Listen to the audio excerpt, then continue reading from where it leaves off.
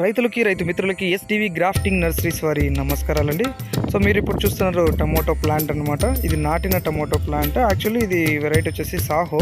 So చాలా రకాలుగా రైతులు వచ్చేసి సఫర్ అవుతూ ఉన్నారు. సో ఎందుకు అని మనం విచారిస్తే తన పంట పొలంలో వచ్చేసి విల్ట్ అనేది ఎక్కువగా ఉందని భావిస్తున్నారు. ఆ విల్ట్ కోసమే మనం ప్రత్యేకంగా గ్రాఫ్టింగ్ మొక్కల్ని సరఫరా చేయడం జరుగుతుంటుంది.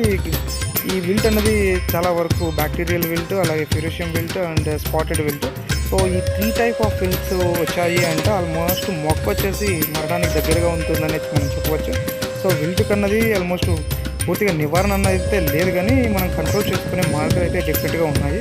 సో బ్యాక్టీరియల్ విల్ట్ వచ్చిందంటే ఆల్మోస్ట్ మొక్క వచ్చేసి కాయ దశకు వచ్చినప్పుడు చనిపోవడం జరుగుతుంటుంది. సో దానికోసం ప్రత్యేకంగా గ్రాఫ్టింగ్ ప్లాంట్స్ని మనం నాటినట్లయితే, అలాగే గ్రాఫ్టింగ్ బ్రింజాలు కానివ్వండి, గ్రాఫ్టింగ్ టమోటా కానివ్వండి మనం నాటాము అయితే దాని లైఫ్ స్పాన్ అనేది ఎక్కువగా ఉంటుంది.